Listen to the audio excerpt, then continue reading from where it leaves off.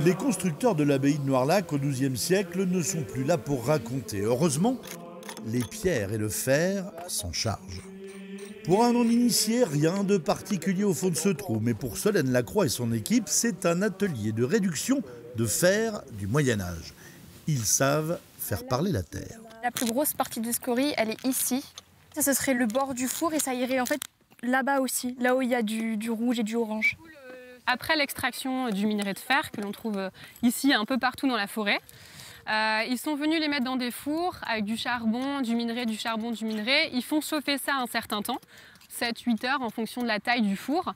Et ensuite, ils récupèrent une éponge de fer pour en faire des objets finis, des clous, des barres. Avant de creuser, les archéologues ont réalisé une prospection géophysique pour repérer les zones, des endroits marqués par une très forte chaleur. Quand on a ce bruit-là, généralement c'est quelque chose. Généralement c'est une scorie. Ça c'est clairement pas une scorie. C'est une tuile qui a chauffé, visiblement. C'est pour ça qu'elle est vitrifiée comme ça. Donc on la garde. Ils les utilisaient pour faire leur four et pour le solidifier. Et la partie interne va chauffer et c'est comme ça qu'elle va se vitrifier. De temps en temps, les curieux peuvent pénétrer sur le chantier. Certains d'entre vous savent comment on produit du fer à ces époques-là. Solène veut connaître la forme du four, son âge, les volumes produits. Il est très rare de trouver un tel atelier près d'une abbaye. La forge, au Moyen-Âge, on n'en trouve pas. Elle va associée à la réduction du fer.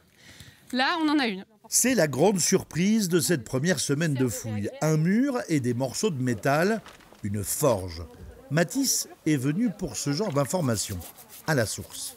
Ici, c'était un centre important qui a fourni au Moyen-Âge, notamment à la fin du XIIe siècle, au temps des cisterciens et au début du XIIIe, les grands monuments. Il n'a pas fourni que l'abbaye.